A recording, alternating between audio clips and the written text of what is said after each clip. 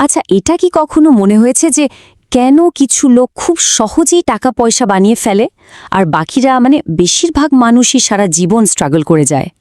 এর আসল কারণটা কিন্তু কোনো জটিল অঙ্ক বা হিসাবে লুকিয়ে নেই। আজ আমরা মর্গান হাউসেলের কিছু অসাধারণ ভাবনা নিয়ে কথা বলবো, টাকার পেছনের সাইকোলজিটা বোঝার চেষ্টা করব আর দেখব কিভাবে আমাদের চিন্তা ভাবনায় আমাদের অর্থনৈতিক ভাগ্যটা পুরোপুরি বদলে দিতে পারে। আমাদের মধ্যে অনেকেই মনে করি যে ফিন্যান্স বা টাকা পয়সার ব্যাপারটা ফিজিক্সের মতো, কিছু ধরাবাঁধা নিয়ম কানুন আছে, কিছু ফর্মুলা আছে যেগুলো সবসময় কাজ করবেই। কিন্তু আসলেই কি তাই? টাকা ম্যানেজ করাটা কি সত্যি একটা পারফেক্ট সায়েন্স? উত্তরটা হলো একদমই না। সত্যি বলতে পার্সোনাল ফিন্যান্স গণিতের থেকে অনেক বেশি সাইকোলজির খেলা।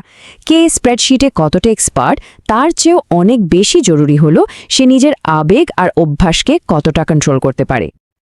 তো চলুন তাহলে প্রথম এবং সবচেয়ে বড় আইডিয়াটা নিয়ে কথা বলা যাক।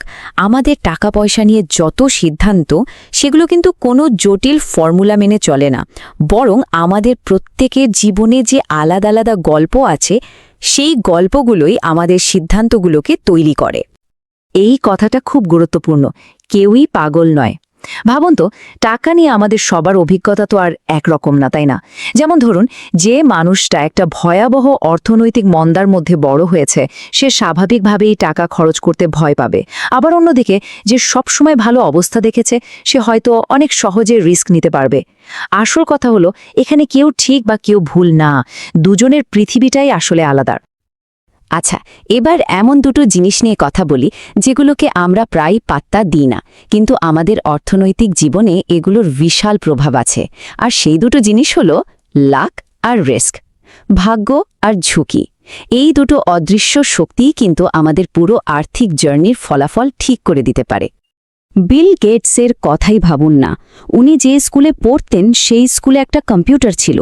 ভাবা যায় সেই সময় এটা প্রায় কল্পনার বাইরে ছিল। এখন এটার মানে এই না যে তার মেধা ছিল না, অবশ্যই ছিল, কিন্তু ভাগ্য যে কত বড় একটা ফ্যাক্টর এটাই তার প্রমাণ। আর অন্যদিকে আছে ঝুঁকি। জানেন, অনেক সময় একটা সুপারহিট বিজনেস আইডিয়া আর একটা ফ্লপ বিজনেস আইডিয়ার মধ্যে তফাৎটা খুবই সামান্য থাকে। দুটো দেখতে প্রায় একই রকম, শুধু আউটকামটা হয় আলাদা। এটাই হলো আসল কথা।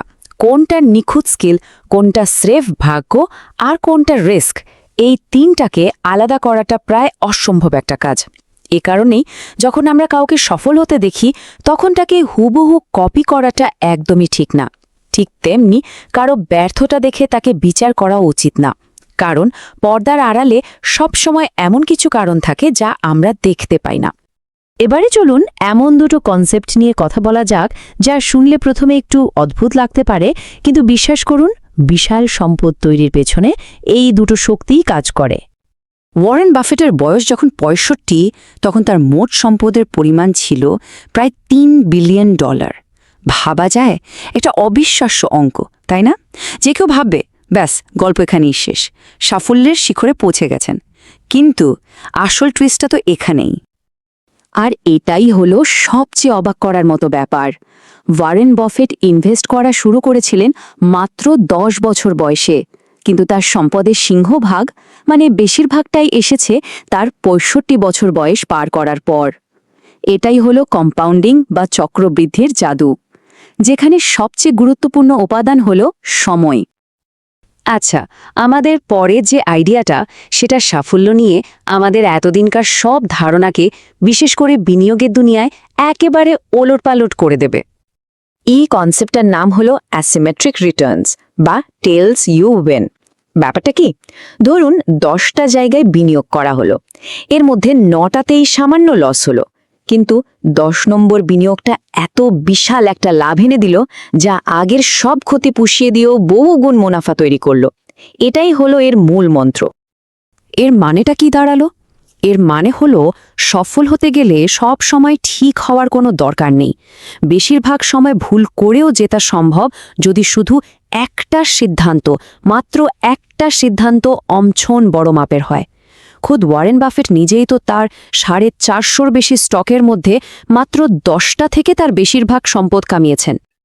টাকা উপার্জন করাটা একটা স্কিল, কিন্তু সেই টাকাটা ধরে রাখা সেটা কিন্তু সম্পূর্ণ ভিন্ন একটা স্কিল। আর এই দুটো খেলার নিয়মকানুনও পুরোপুরি আলাদা। দেখুন, ধনী হতে গেলে ঝুঁকি নেওয়ার সাহস লাগে, একটা পজিটিভ মনোভাব লাগে। কিন্তু ধনী থাকার জন্য লাগে ঠিক তার উল্টো জিনিসগুলো, বিনয়, কিছুটা ভয় আর একটা ভাবনা যে কোনো মুহূর্তে সবকিছু চলেও যেতে পারে। দুটো একদম বিপরীত মানসিকতা, তাই না? তাহলে আসল সম্পদ আসলে কি? এটা কোনো দামি গাড়ি বা বড় বাড়ি নয়। আসল সম্পদ হলো সেটাই যা চোখে দেখা যায় না। এটা হলো সেই টাকা যা খরচ করা হয়নি, সেই অ্যাসেট যা ব্যাংকে পড়ে আছে। এই অদৃশ্য সম্পদটাই ভবিষ্যতে স্বাধীনতা আর নানা সুযোগের দরজা খুলে দেয়। তাহলে অর্থনৈতিকভাবে টিকে থাকার শিল্পটা কি? ১. শুধুমাত্র বড় রিটার্নের পেছনে না ছুটে সঞ্চয়ের হারের উপর ফোকাস করা। ২. নিজের প্ল্যানে ভুলের জন্য জায়গা রাখা, কারণ কোনো প্ল্যানই ১০০% পারফেক্ট হয় না। আর ৩. এবং সবচেয়ে জরুরি, সবসময় সেরাটার আশা করা, কিন্তু সবচেয়ে খারাপ পরিস্থিতির জন্য নিজেকে প্রস্তুত রাখা। আমরা তো এতক্ষণ টাকা কিভাবে কাজ করে তা নিয়ে অনেক কথা বললাম, কিন্তু এবার চলুন এর চেয়েও গভীর একটা প্রশ্নের দিকে যাই। প্রশ্নটা হলো, এই টাকার আসল উদ্দেশ্যটা কি? টাকা দিয়ে আসলে কি হয়? সম্পদের চূড়ান্ত রূপ কিন্তু টাকার পাহাড় জমানো নয়, বরং এটা হলো প্রতিদিন সকালে ঘুম থেকে উঠে এটা বলতে পারার ক্ষমতা যে আজ আমি যা চাই তাই করতে পারি। মানে আসল সম্পদ হলো নিজের সময়ের ওপর নিজের সম্পূর্ণ নিয়ন্ত্রণ থাকা। অনেক গবেষণায় দেখা গেছে জীবনে সুখী হওয়ার সবচেয়ে বড় ইন্ডিকেটর হলো এই অটোনমি বা স্বায়ত্তশাসন, অর্থাৎ নিজের জীবনের সিদ্ধান্তগুলো নিজে নেওয়ার ক্ষমতা। আর টাকা ঠিক এই কাজটাই করে। টাকার সবচেয়ে বড় শক্তি হলো এটা স্বাধীনতা কিনে দিতে পারে। আর এই স্বাধীনতার ধারণাটা আমাদের খুব মজার একটা সাইকোলজিক্যাল আইডিয়ার দিকে নিয়ে আসে। এটাকে বলা হয় man in the car paradox. প্যারাডক্সটা কীরকম? ধরুন, রাস্তায় একটা খুব দামি গাড়ি দেখা গেল। অনেকেরই মনে হতে পারে, বাহ, আমার যদি এমন একটা গাড়ি থাকতো, সবাই আমাকে কত সম্মান করত। কিন্তু মজার ব্যাপার হলো, যখন আমরা গাড়িটা দেখি, আমরা কিন্তু গাড়ির চালকের কথা ভাবি না বা তার প্রশংসা করি না। আমরা বরং নিজেকে ওই গাড়ির সিটে কল্পনা করি। তার মানে দামি জিনিস কিনে অন্যের সম্মান আদায়ের চেষ্টাটা আসলে একটা অর্থহীন চক্র। তাহলে সব শেষে আমাদের নিজেদেরকে একটা প্রশ্ন করার আছে, আমাদের আসল লক্ষ্যটা কি?